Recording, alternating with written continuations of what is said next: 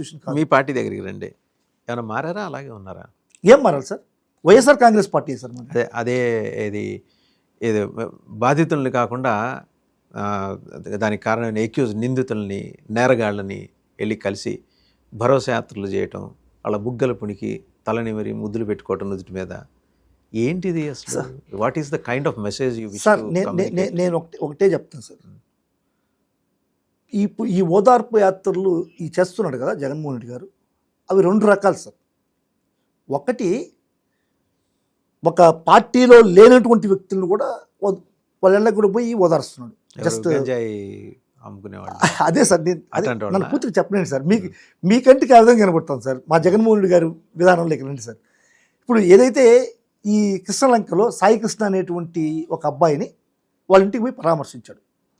అప్పటిదాకా అసలు సాయి కృష్ణ ఎవరో తెలియదు, విజయలక్ష్మి అంటే ఎవరో తెలియదు, అసలు సాయి కృష్ణ ఏం జరిగిందో తెలియదు ఈ ప్రపంచానికి. మీకు తెలియదు, నాకు తెలియదు సార్. మీరు ఇంత ఒక వ్యవస్థలో, ఇంత పెద్ద ఒక టీవీ ఛానల్లో వ్యవస్థలో ఉన్నారు, మీకు కూడా తెలియదు ఆ విషయం. నాకు తెలియదు, నిజంగా నేను కూడా ఒప్పుకుంటాను, నాకు కూడా తెలియదు. జగన్మోహన్ రెడ్డి గారు పోయి సాయి కృష్ణ అనేటువంటి ఒక అబ్బాయికి ఈ విధంగా జరిగింది అని చెప్పని వాళ్ళ తల్లిని గారిని పరామర్శించిన తర్వాతే అది వెలుగులోకి వచ్చింది. ఇక్కడ ఆయన పోగానే ఫస్ట్ పవన్ కళ్యాణ్ లేచాడు, చంద్రబాబు నాయుడు లేచారు. గాంజా బ్యాచ్ల్ని, రౌడీల్ని, రౌడీ షీటర్స్ని పోయి పరామర్శిస్తున్నాడు. రౌడీ షీటర్లు అన్నా, గాంజా బ్యాచ్ అన్నా జగన్మోహన్ రెడ్డికి ఇష్టం అనేటువంటి మాటలు మాట్లాడారు. అది వాళ్ళ యాంగిల్. జగన్మోహన్ రెడ్డి గారి యాంగిల్ ఏంది? ఒక అబ్బాయిని తీసుకొని వచ్చి లాకప్లో పెట్టి ఇంచుమించుగా 3 నెలల తర్వాత చనిపోయాడు, లాకప్ డెత్ అయిపోయాడు. ఆ లాకప్ డెత్ అయిన తర్వాత ఆ సిస్టంలో ఆ యొక్క బాడీ ఏమైంది, ఆ బాడీని ఎక్కడ కాల్ చేశారు, ఆ బూడిద కూడా ఏమైంది, కనీసం 32 టెరాబైట్ల డేటాని క్యాన్సిల్ చేశారు. పోలీస్ స్టేషన్ పరిధిలో 32 టెరాబైట్ 4 డిస్కులు, 8 టీబీ డిస్కుల్ని, 4 డిస్కుల్ని, 32 టెరాబైట్ల డిస్కుల్ని క్యాన్సిల్ చేశారు, డిలీట్ చేశారు. డిలీట్ చేసినట్టు మీకు ఎవరు చెప్పారు? డిలీట్ లేదు కదా సార్. ఇప్పుడు ఉంటే దాన్ని చెప్పాలి కదా. ఇన్ని రోజులు ఎక్కడో దాచారం ఇస్తారేమో. అదే సార్, ఎప్పుడు ఇస్తారు? ఎన్ని సంవత్సరాల తర్వాత ఇస్తారు? దర్యాప్తు జరుగుతుంది కదా సార్. ఇప్పుడు ఏదైతే జరిగిందో, ఇదిగో ఇది జరిగిందని చెప్పని ఆ సిఐ చెప్పుకుంటుంటే డిఎస్పీ చెప్పాలి, డిఎస్పీ చెప్పుకుంటుంటే సిపి చెప్పాలి, సిపి చెప్పుకుంటే డీజీపీ చెప్పాలి. వీళ్ళెవరు కూడా దీంట్లో ఉన్నటువంటి డేటాని ముందు ఇన్ని రోజులుగా మీరు తీసుకురాకుంటే ఎప్పుడు చెప్తారు సార్? హెబియస్ కార్పస్ పిటిషన్ వేసిన తర్వాత కూడా ఆ డేటాని చెప్పుకుంటా ఉంటే ఇంకెప్పుడు చెప్తారు? ఇది సార్, ఇది డేటా చెప్తారనేటువంటిది రూల్డ్ అవుట్. డేటా అంతా కూడా అరెస్ట్ చేశారు, మొత్తం ఇప్పుడు డేటా లేదు. కాబట్టి డేటాని అరెస్ట్ చేస్తూ, డెప్త్ చేస్తూ, దాని కాల్ చేస్తూ, బూడిది కూడా ఇవ్వకుండా ఉంటే వ్యవస్థలంతా దుర్వినియోగం అవుతున్నాయి. పోలీస్ వ్యవస్థ నీరు గారిపోతుంది. ప్రజలకు పోలీస్ వ్యవస్థ అన్నా, రాజకీయ వ్యవస్థ అన్నా కానీ ఒక ఒక భావన, సద్భావన పోతుంది అనేటువంటిది. ఆ వ్యవస్థలను కాపాడాలన్నటువంటి ఉద్దేశంతో వ్యవస్థల్ని పోయాడు జగన్మోహన్ రెడ్డి గారు. రైట్. నేను ఇంకా 2-3 ఉన్నాయి, చెప్పండి. ఇప్పుడు ఇతని విషయంలో, ఎవరు, సీదిరి అప్పలరాజు గారి అబ్బాయి విషయంలో వెళ్ళి మాట్లాడాల్సింది అవసరం ఏమొచ్చింది? ఇప్పుడు యాక్సిడెంట్ చేశాడు అబ్బాయి, ఇంకోళ్ళని తీసుకొచ్చి అక్కడ పెట్టిన దాని మీద కేసు అయింది.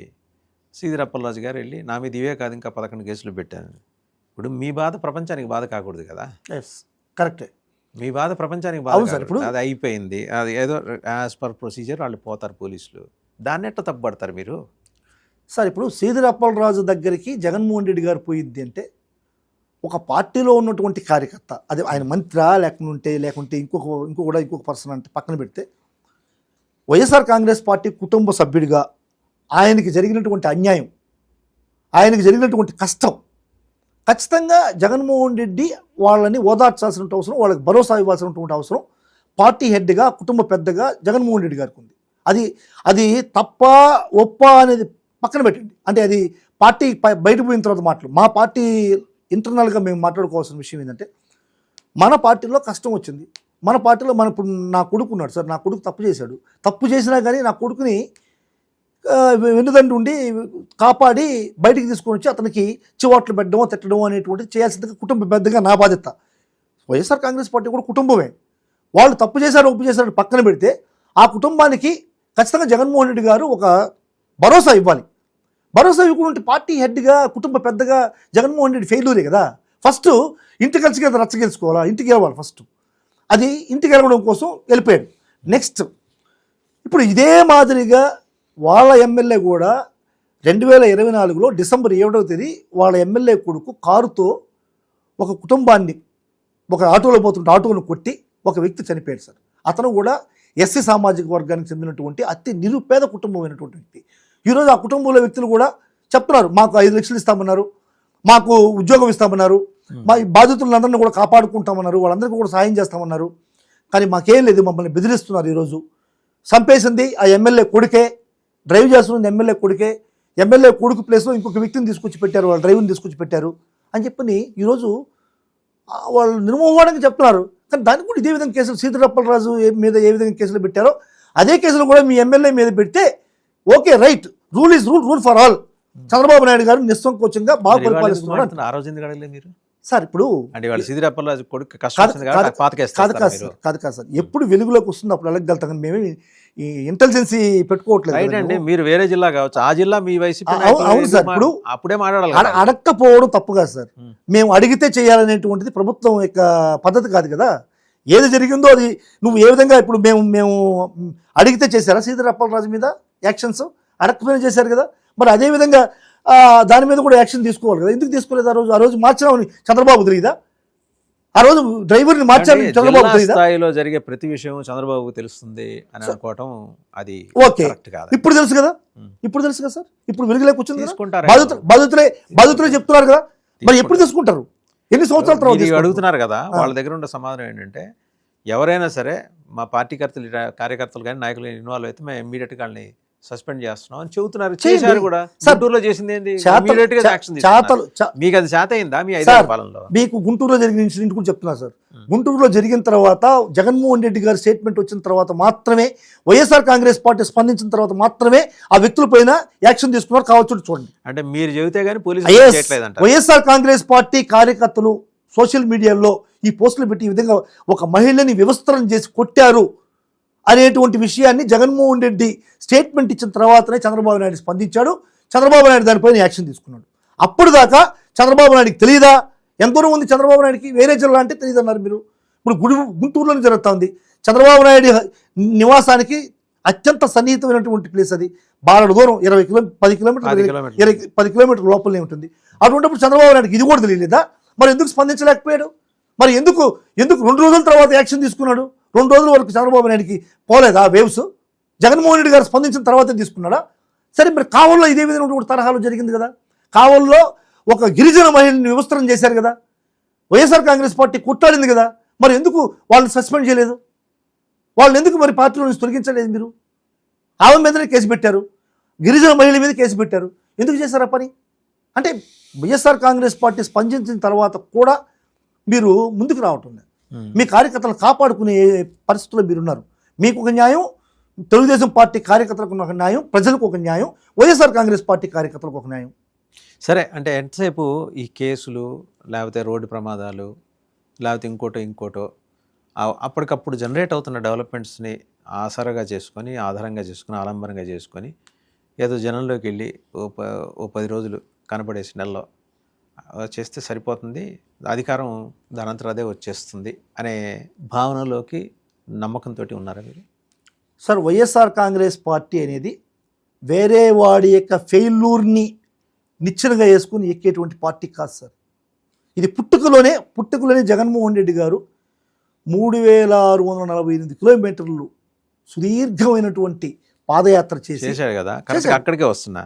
ఆ రోజున కలిసిన జనాన్ని ఈ రోజున కలవలేకపోవటానికి గల కారణం ఏంటి? కోటరీ కాదా సార్? ఇప్పుడు కోటరీ అనేటువంటిది ఆ రోజు పరిస్థితులు. ఇప్పుడు ఈ రోజు కూడా ఇంకొక 6 months 1 year వెయిట్ చేయండి సార్. జగన్మోహన్ రెడ్డి గారు ప్రజల్లో ఏ విధంగా మెమోకం అవుతాడో, ప్రజల్లో ఏ విధంగా కలుస్తాడనేటువంటిది అర్థమవుతుంది మీకు.